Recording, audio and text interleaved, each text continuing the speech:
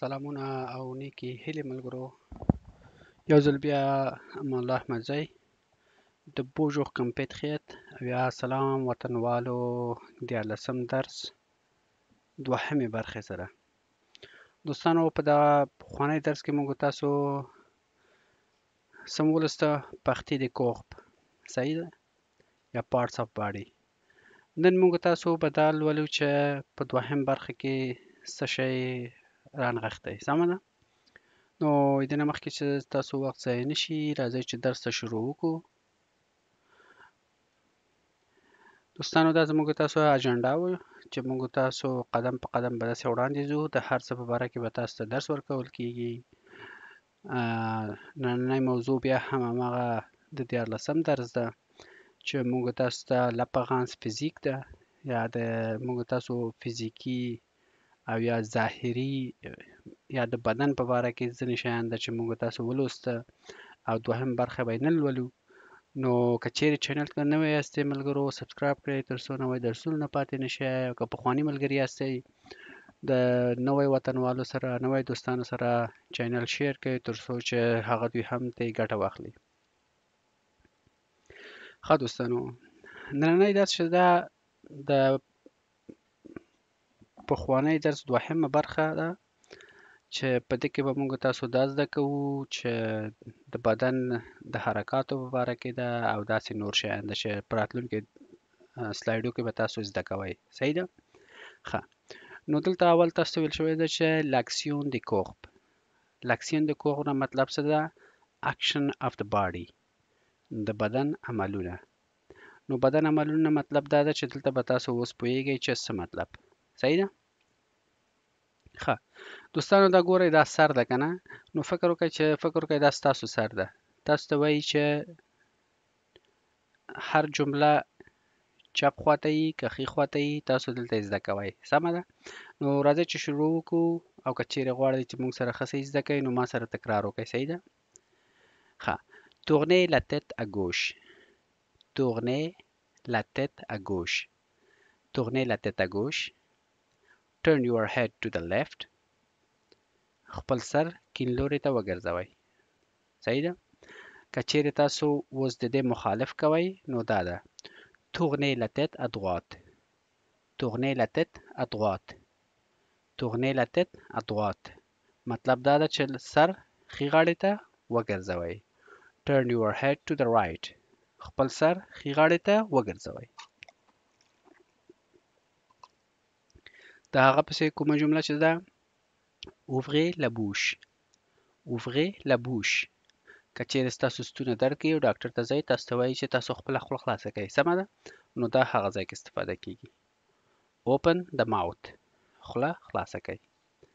بیا درته معاینات یې وکړه، ستاسو ستونی یې چک کړه، بل هغې نه وایي چې اوس خوله بنده کړئ. کومسې وایي Fermez la bouche. Fermez la bouche. Fermez la bouche. Close your mouth. خپله خوله بنده کړه. اوس که چیرې ستاسو ملا خوږیږي او تاسو ډاکټر ته ځئ او تاسو ته وایي چې ځان شاته کږه کړئ، نو تاسو ته به کومه څه وایي Penchez-vous en arrière. Penchez-vous en arrière. په انګلیش کې ورته څه وایي Lean back. Lean back.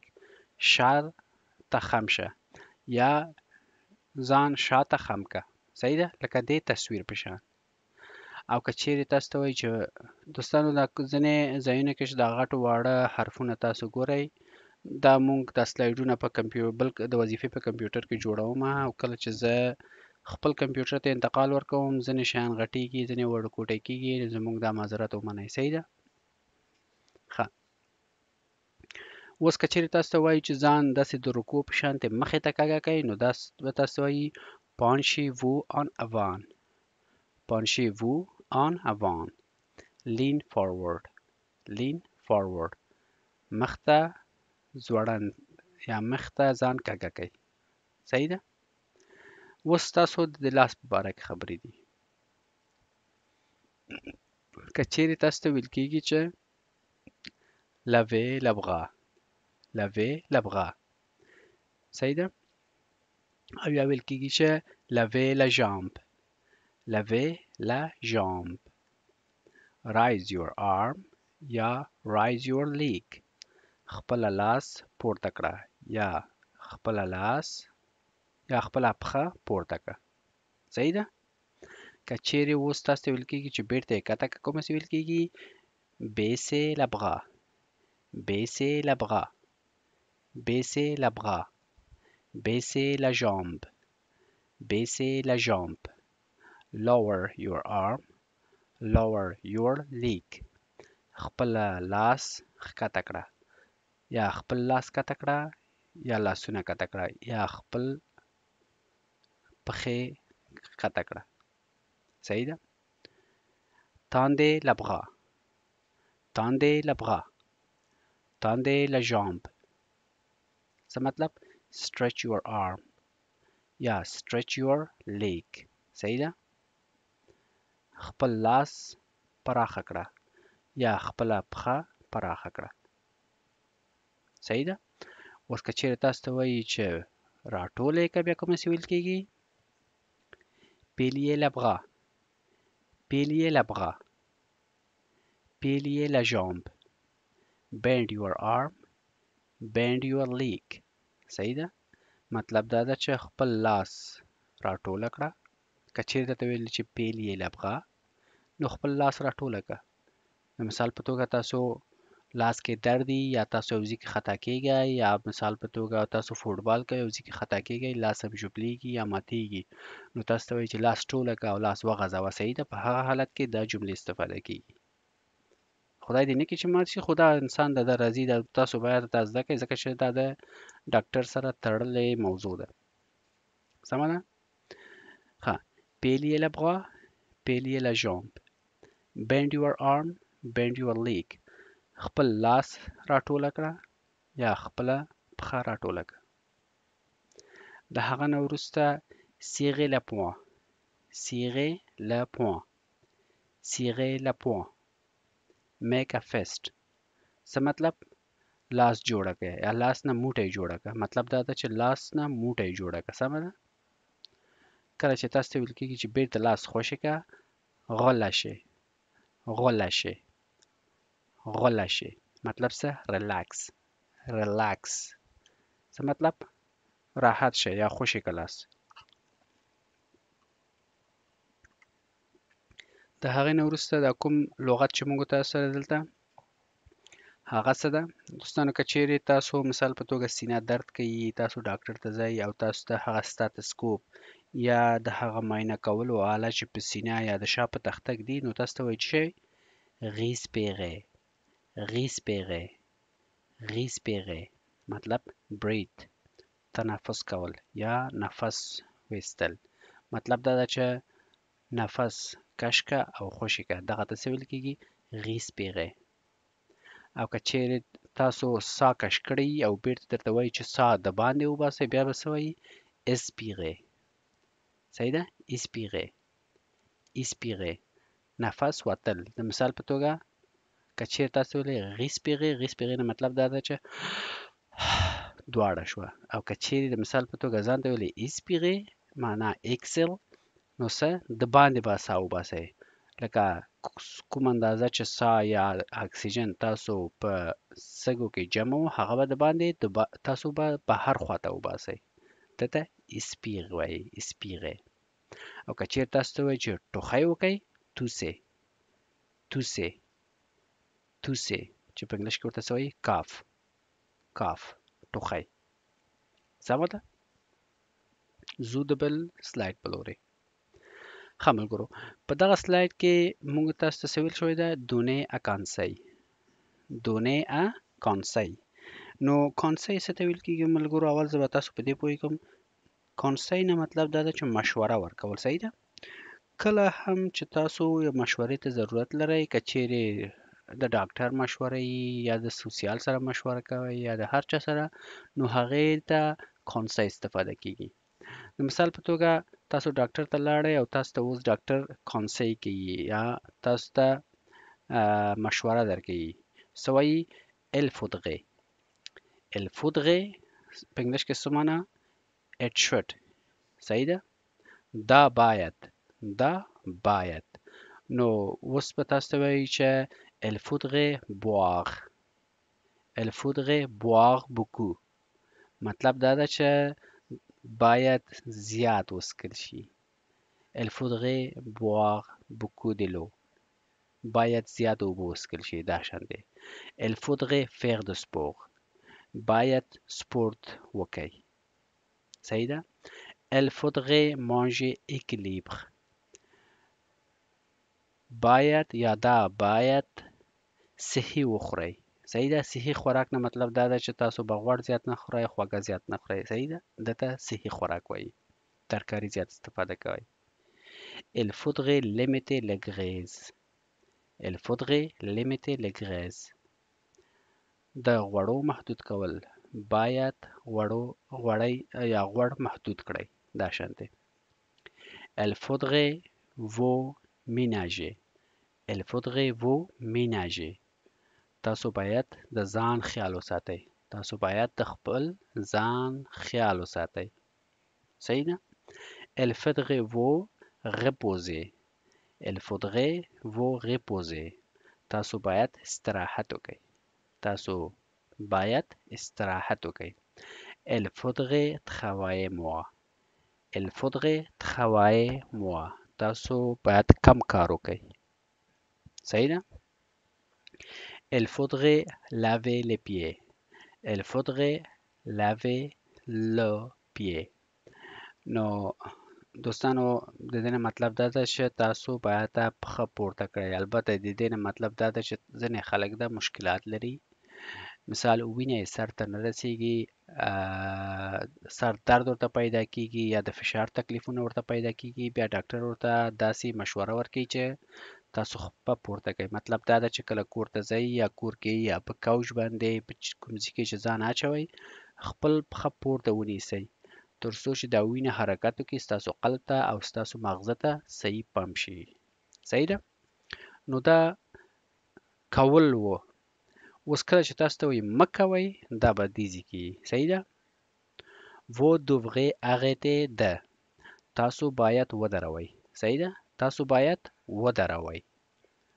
vous devrez arrêter de boire de l'alcool vous devrez arrêter de boire de l'alcool تاسو باید ودروئ د الکول څښل vous devrez arrêter de fumer تاسو باید سګرټ ودروئ vous devrez arrêter de travailler تاسو باید کار ودروئ د مثال په توګه کار په کوم حالت کې تاسو ته ویل کیږي مثال تاسو یو مشکل پیدا کو یا په درد لره یا د زنګون مشکلات لره یا هر څه چې کنه نو ډاکټر به تاسو ته مشوره درکړي چې تاسو کار ودروئ د یو مودې لپاره تاسو فوټبال وکړ مثال ستاسو لاس مات شو یا خپه ماته شو یا هر څه چې وشو کنه نو تاسو ته ډاکټر په دې کې وایي چې تاسو کار ودروئ نو تاسو ته به دا خبره کوي vous devrez arrêter de travailler تاسو باید کار ودروئ صحیح شو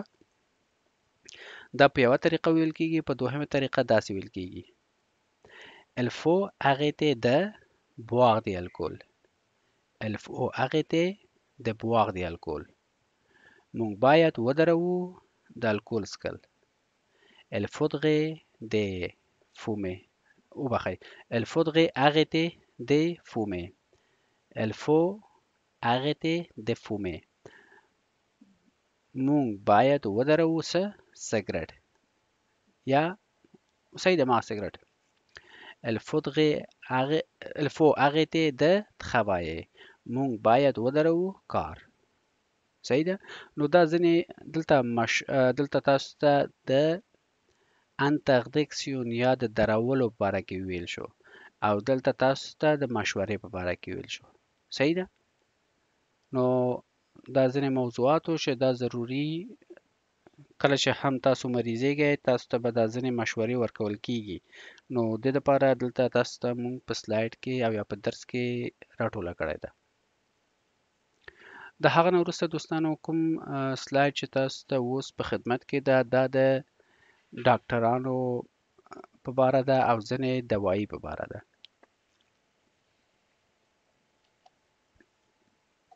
ښه le spécialiste le spécialiste څه مطلب متخصصین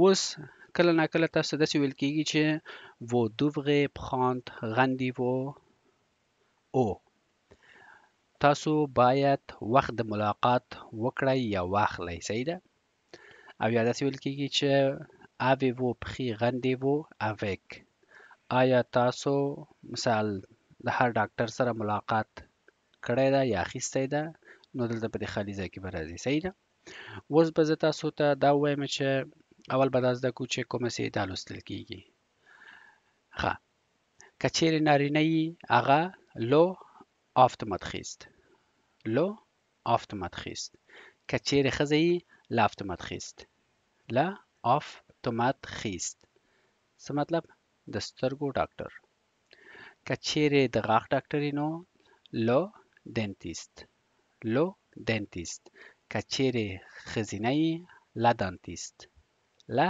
دانتیست ښه عمومي ډاکټر ته څه ویل کېږي لو میډیسن ژنرالیست له میډیسن ژنرالیست که چیرې ښځې که چیرې زنانه ډاکټر یي نو لا میډیسن ژنرالیست لا میډیسن ژنرالیست ښه ورپسې کوم نوم چې ده لو پیډیاتر لو پیډیاتر که چیرې نارینه یي د ماشومانو ډاکټر لو ورته استفاده کوئ دلته تاسو ته ګوره ما په دواړه رنګونو ښودلې ده او که چیرې زنانه یي لا پیډیاتر لا پیډیاتر څه مطلب د ماشومانو ډاکټر ورپسې چې ده لو سپیشلیست دی فام لو سپیشلیست دی فام څه د ښځو متخصص که چیرې نارینه یي د ښځو متخصص یي نو لو سپیشلیست دی فام او که چیرې زنانه یي بیا لا سپیشلیست دی فام نو دوستانو دغه ځای کې زه به تاسو ته د دې خبرې بخښنه غواړم چې دلته یو نوم د موږ نه هېر شوی و البته د ما نه هېر شوی و چې تاسو ته مې لیکل چې یو خو سپیشلیست دی فام ورته ویل کېږي بل ورته ژینیکولوګ کله نه کله چې تاسو که چیرې زنانه یاستئ ډاکټر ته ځئ زنانه ډاکټر ته ځئ نو هغه کوم ډاکټر چې زنانه معاینه کوي هغې ته ژینیکولوګ وایي ښه نو ژینیکولوګ هم د ښځو ډاکټر ته ویل کېږي د هغه نه وروسته کوم نوم چې موږ تاسو سره ده دلته لو شیروژن که چیرې ښځینه یي لا شیروژن د هغې نه وروسته لو غادیالوګ که چیرې زنانه یي لا غادیالوګ څه غادیالوګ یا راډیولوژیست چې ته ویل کېږي دوستانو دا هغه ډاکټر ته ویل کېږي چې هغه اکس ری اخلي د هغه نه وروسته لو درماتولوګ د پوستکي متخصص که چیرې ښځینه یي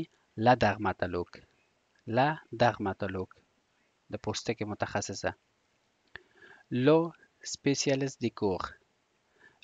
سپیشلیست دی کور د زړه متخصصه او که چیرې زنانه یي لا سپیشلیست دی کور د زړه متخصصه د هغې نه وروسته لو پسیکولوګ روانشناس او که چیرې ښځینه یي لا پسیکولوګ روانشناس او یا روانشناسه صحیح ده نو دوستانو اوس کومه چې به تاسو دا په جمله کې استفاده کوئ دا خبره مهم ده کله چې تاسو جمله جوړوئ دا به داسې کېږي vous devrez prendre rendez-vous au chez le dentiste لو یا لا دنتست هغه فرق کوي چې تاسو ښځه البته مؤنث دلته نښه کوئ او که نارینه سمه ده نو دلته د او نه بعد شی به استفاده کوئ chez le dentiste chez le médecin généraliste vous devrez prendre rendez-vous au chez le chirurgien vous devrez prendre rendez-vous au chez le dermatologue دا شانتې صحیح ده نو ډاکټر معاینه خانې دپاره ش استفاده کیږي. سمه ده؟ دا شانتې. او یا avez-vous pris rendez-vous avec، بیا دلته ش باندې استفاده کوئ. avez-vous pris rendez-vous avec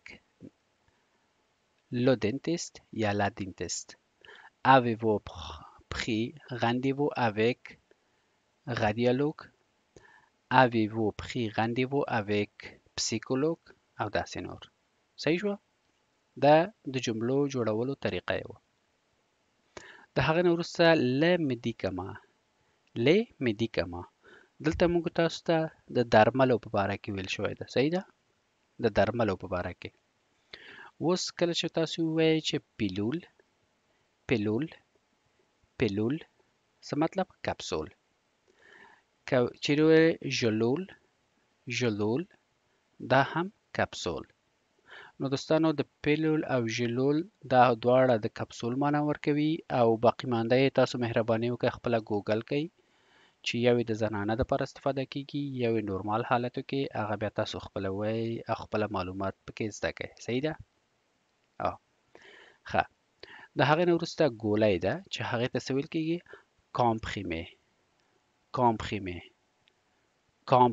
کامپریمې دوستانو دا کوم روزانه پراسټامول ګولۍ چې موږ تاسو استفاده کوو دته کامپریمې ویل کیږي. صحیح ده؟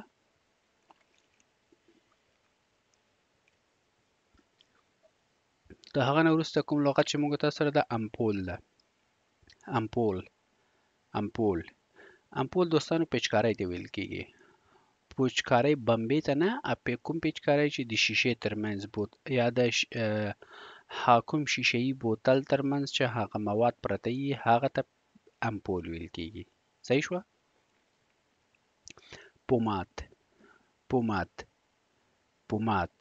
څه مطلب؟ مرهم او یا ملهم. دا نو ستاسو کار ده چې کوم یې ولولئ، ملهم یې لولئ او که مرهم یې لولئ. ورپسې پیکر سورنج او یا د سورنج بمبه. صحیح ده؟ د سورنج بمبې ته پیکر ویل کیږي. د هغې نه وروسته ګوت څه ته ویل کیږي؟ څاڅکي. سمه ده؟ ګوت مطلب څاڅکي. سیروپ څه مطلب؟ شربت. سپری مطلب سپری. صحیح شوه؟ اوس دوستانو هم د درسو باره کې موږ تاسو مخکې په لومړۍ برخه کې لوستی وو، بیا به هم لږ زرکه کار په دې باندې وکړو. بیا هم د مثال په توګه که چیرې تاسو ډاکټر معاینه خانې ته ځئ او تاسو نه تپوس کیږي چې څه صحیح نه ده یا څه مشکل لرئ که نه، نو تاسو د افواغ او یا د لرلو سره کوم شیان چې تاسو وایئ دلته ده. صحیح ده؟ البته کیدای شي یو څو جملې به یې تکرار وي خو بیا هم خیر ده تاسو ته به تکرار شي. که چیرې ډاکټر تاسو نه پوښتنه کوي کس کې نه پاپه څه مشکل لرئ، څه شی صحیح نه ده، نو تاسو د افواغ سره وایئ j'ai mal à la tête، زما سر درد کوي. j'ai mal à la gorge، زما ستونی درد کوي. j'ai mal au dos، زما څه درد کوي؟ شا درد کوي. j'ai mal au ventre، زما ګیډه درد کوي. j'ai mal au genou، زما زنګون درد کوي. صحیح ده؟ او یا هم د مثال په توګه که چیرې تاسو دا مریضیانې یا دا نښې لرئ نو تاسو دلته زده کوئ. صحیح ده؟ د افواغ سره avoir froid مطلب دا ده چې تاسو به د افواغ سره j'ai froid مطلب دا ده چې زه ساړه لرم یا زما ساړه کیږي، ساړه کېدل. صحیح ده؟ داسې j'ai des frissons. صحیح ده؟ زه لړزه لرم. j'ai de la fièvre، زه تبه لرم. j'ai de la température، حرارت لرل، زه حرارت لرم. حرارت لرل مطلب دا ده چې زه تبه لرم. تاسو په دوه طریقه تبه ویلی شئ، fièvre، température. سمه ده؟ که چیرې تاسو زړه بدوالی لرئ نو باید دا جمله وایئ j'ai la nausée j'ai la nausée یا avoir la nausée صحیح ده زه زړه بدوالی لرم زه زړه بدوالی لرم avoir envie de vomir یا داسې وایي چې j'ai envie de vomir د مثال په توګه تاسو د ډاکټر معاینه خانې ته ځئ تاسو مشکل لرئ او تاسو ته داسې احساس پیدا کیږي چې تاسو کانګې کوئ صحیح ده نو دغه حالت کې تاسو ډاکټر ته ویلی شئ چې j'ai envie de vomir زه داسې احساس کوم چې زه کانګې کوم سمه ده نو زر تر زره به تاسو ته یا به پوبیل درکوي یا به تاسو ته یو شی درکوي چې تاسو رښتیا کانګې ونه کوئ د معاینه خانې په مخ کې صحیح ده ښه ښه دوستانو دلته په دغه غاړه کې چې تاسو ګورئ اوس دلته موږ تاسو د avoir سره ټول جملې ویلې که نه د avoir سره که نه اوس به موږ تاسو د être سره وایو چې être نه مطلب وي به لکه مثال په توګه تاسو وایئ je suis stressé je suis stressé څه مطلب زه د فشار لاندې یم صحیح ده زه په سترس کې یم یا د مثال په توګه تاسو وایئ چې je suis surnommé je suis surnommé زه د ډیر کار لاندې یم ډیر کار کول ته surnommé وایي د مثال په توګه تاسو دوه چنده کار کوئ صحیح ده یا په تاسو باندې د کار فشار زیاتیږي نو تاسو به دا لغت استفاده کوئ چې je suis surnommé که چیرې تاسو خسته یاستئ ستړي یاستئ نو بیا به څه وایئ je suis fatigué je suis fatigué سمه ده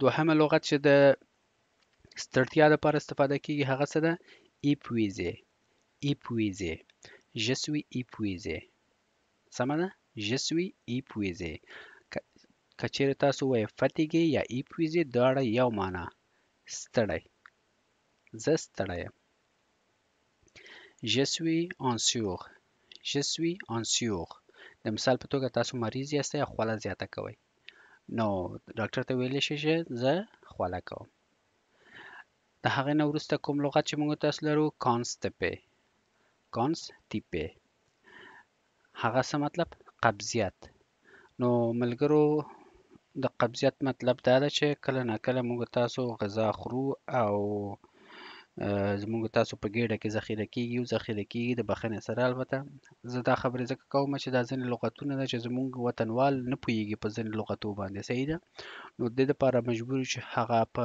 عامیانه ژبه باندې تر څو چې ټول په دې خبرو باندې پوه شي صحیح ده نو قبضیت نه مطلب دا ده چې تاسو په اسانۍ سره تشناب ته نه ځئ صحیح ده نو دغه حالت ته constipé وایي constipé je suis constipé je suis constipé او که چیرې تاسو مکمل ښه یاست مشکل نه لرئ بالکل په ښه حالت کې یاستئ نو je suis en forme je suis en forme په ښه حال کې په ښه حال کې صحیح ده تاسو مکمل نورمال یاستئ نه سر هم خوږیږي نه خپه هم خوږیږي نه خوله کوئ جوړ تیار یاستئ je suis en forme زه بالکل جوړ یم صحیح ده راشئ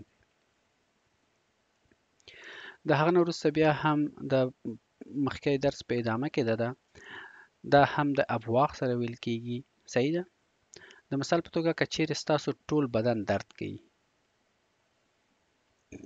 تاسو ټول بدن درد کوي نو تاسو داسې خو نشئ ویلی چې j'ai mal à la pied j'ai mal au pied j'ai mal à la gorge j'ai mal à la tête او داسې نور صحیح ده نو تاسو به یو اسانه خبره کوئ j'ai des courbatures j'ai des courbatures ګوره د avoir سره وویلې j'ai des courbatures سمه ده نو دلته تاسو داسې ویل چې زما ټول بدن درد کوي یا د بدن درد صحیح ده des courbatures مطلب د بدن درد که چیرې تاسو نور مشکلي چې مثال په توګه ستاسو سر چرخیږي یا سر ګرځي نو تاسو به دا جمله استفاده کوئ la tête qui tourne la tête qui tourne سمه ده سر تاویدل ته ویل کیږي les yeux qui piquent les yeux qui piquent سترګې یا خارښت لرونکې سترګې یا سترګې خارښت کول. سمه ده. لزوغی بغدون. لزوغی بغدون. دوستانو اوغی تاسو لوستی و تیر درس کې، او بغدون غال مغال ته ویل کیږي. صحیح ده. نو کله چې ستاسو غوږ کې اسې غږونه یي او مشکلات یي، هغې ته بغدون وایي. لزوغی کې بغدون مطلب په غوږو کې د غږونه یي. لنی کې کول. لنی کې کول مطلب د پزې بهیدنه. لنی کې بوش. لنی کې بوش د پزې بندېدل یا د بنده پزه. صحیح ده. دی وختیج. دی وختیج. وختیج دوستانو څه حالت ویل کېږي؟ کله چې سر چکر وهي یا د چکر وهل د سر وبخښئ، البته چکر وهل مخالي دا چکر وهل نه، دا د سر چکر وهل. مثال د خبرې تاسو سر ګرځي، دغه ته وختیج ویل کېږي. صحیح ده. توسې معنا ټوخی، موږ تاسو مخکې ولسته. ایتنوي. ایتنوي ځینې خلک ایتنوي، ځینې ایتغنوي. نو دې ته څه ویل کېږي؟ پرنجی کول. صحیح ده. او آخري چې ده سموشه. سموشه څه مطلب؟ د پزې سخول. د پزې سخول. زه د بل سلاید په لورې. ښه، دلته ځینې نور وربونه ده چې تاسو ته ویل شوی ده. سکوپې لا دوا. سکوپې لا دوا. Je me suis coupé la doigt. ما خپله ګوته پرې کړه. تاسو که چیرې سکوپې په باره کې زیات معلومات غواړئ دوستانو، دا پخونومینل ورب ده چې کله هم تاسو په خپله یو کار کوئ. صحیح ده. نو که چیرې تاسو په دغه موضوع باندې نه پوهیږئ، نو تاسو کولی شئ زموږ پخونومینل وخت ته لاړ سئ او تاسو ته به د هغه لینک زه به تاسو ته اچوم. که چیرې په هغه موضوع په دې موضوع باندې نه پوهیږئ، مهرباني وکړئ هغه ویډیو یې ورې وګورئ، بیا بېرته دلته راسئ. صحیح ده. نو کله چې تاسو ویلی سکوپې لا دوا، خپله ګوته پرې کول. اوس زه دلته وایم je me suis coupé la doigt، ما خپله ګوته پرې کړه. که چیرې هلک ته او یا کوم جنۍ ته استفاده کوي، elle se coupe la doigt یا il se coupe la doigt. هغه هلک او یا هغه جنۍ خپله ګوته پرې کړه. se casser la jambe. se casser la jambe. je me suis cassé la jambe. ما خپله خپه ماته کړه. Elle s'est cassé la jambe. Il s'est cassé la jambe. هغه هلک یا هغه جنۍ خپله خپه ماته کړه. Se casser le bras. Se casser le bras. Je me suis cassé le bras. ما خپله لاس ماته کړه. Il s'est cassé le bras. Il s'est cassé le bras. هغه هلک او یا هغه جنۍ خپله لاس ماته کړه. هغه se foulait la cheville. se foulait la cheville. څه مطلب؟ موچ ورکول د خپل خنګري یا د خپل خپه ته. کله نه کله ځینې وخت داسې کېږي چې زموږ تاسو خپه موچ خوري که نه. موچ خوراک مطلب دا ده چې خپه تویږي د موږ تاسو د خنګرو سره. نو دغه حالت ته فولې ویل کېږي. se foulait la cheville. je me suis foulé la cheville. ما خپله خپې ته موچ ورکړه. elle se foulait la cheville. il se foulait la cheville. هغه هلک یا هغه جنۍ خپله خپه ته یې موچ ورکړه. se brûler. se brûler. je me suis brûlé. je me suis brûlé. ما خپل ځان وسوځاوه. زه دیګی پخوم او ما خپل ځان وسوځاوه. صحیح ده. دا شان دی. il se brûlait. il se brûlait. هغه هلک او یا هغه جنۍ خپل ځان یې وسوځاوه. او آخري لغت چې موږ تاسو سره ده هغه ده se évanouir. se évanouir څه مطلب؟ بېهوشه کېدل. صحیح ده. je me suis évanoui. je me suis évanoui. ما خپل ځان بېهوشه کړه. elle s'est évanouie یا il s'est évanoui. هغه هلک یا هغه جنۍ بېهوشه یا بېهوښه شوه. د هغې نه وروسته دا کوم لست چې موږ تاسو سره ده دا لږ هم مهم ده هم که مهمه بولئ ډیر زیات مهم ده ځکه چې موږ تاسو روزمره دین استفاده کوو چې هغه دا ده چې بوا پاغ ژوغ بوا پاغ ژوغ هر ورځ وڅښئ د مثال په توګه تاسو ډاکټر ته ځئ او تاسو ته ویل کېږي چې boire par jour مثال د خبرې il faut یا vous devrez boire par jour صحیح ده تاسو باید وڅښئ هر ورځ دا شانتي صحیح ده اجا اجا اجا په خالی معده په خالی ګېډه تاسو مثال په توګه ډاکټر ته ځئ د مثال په توګه سبا ته تاسو عملیات لرئ تاسو ته وایي چې تاسو په وږی ګېډه راسئ نو تاسو ته به څه وایي اجا دا جمله دا لغت به تاسو ته استفاده کوي چې تاسو په دې پوه شئ اوان که چیرې تاسو دوا اخلئ نو تاسو ته ویل کېږي چې اوان له غوپه مونژې اوان له غوپه مخکې د ډوډۍ وخورئ که چیرې تاسو ته ویلي چې پاندن له غوپه نو د ډوډۍ ترمنځ وایي پاندن که چیرې وروسته یي اپخې له غوپه اپخې له غوپه وروسته د ډوډۍ دا کوم لغت چې موږ تاسو سره دلته ده دا سختیفیکه میدیکل سختیفیکه مدیکل یعنی طبي سند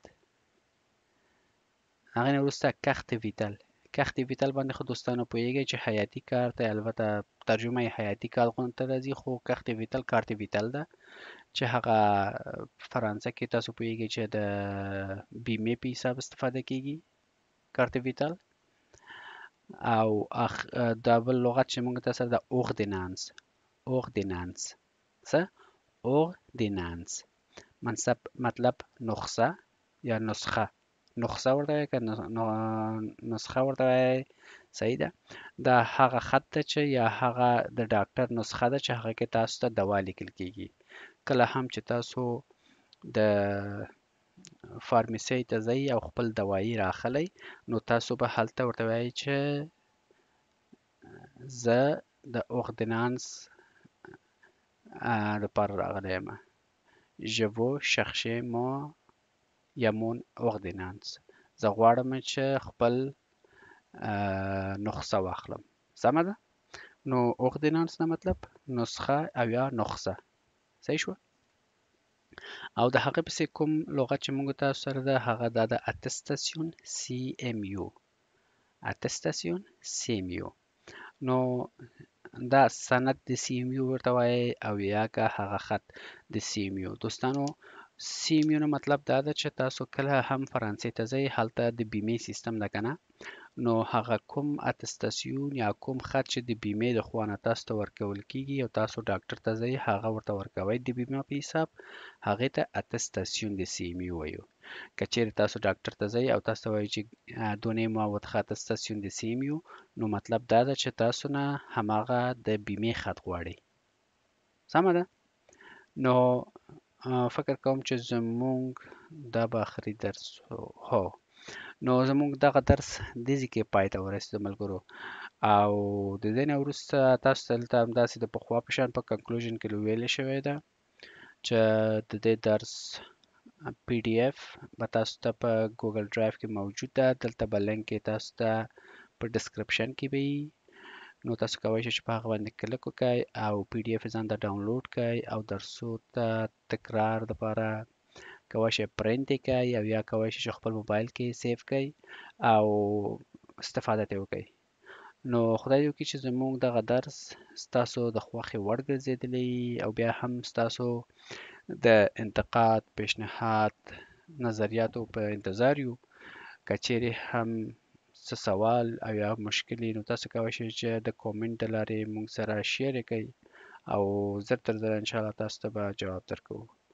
نو دلته زموږ درس پای ته ورسېدو ملګرو تاسو په لوی او بخښونکي خدای سپارم تر بل درسه پورې خدای پامان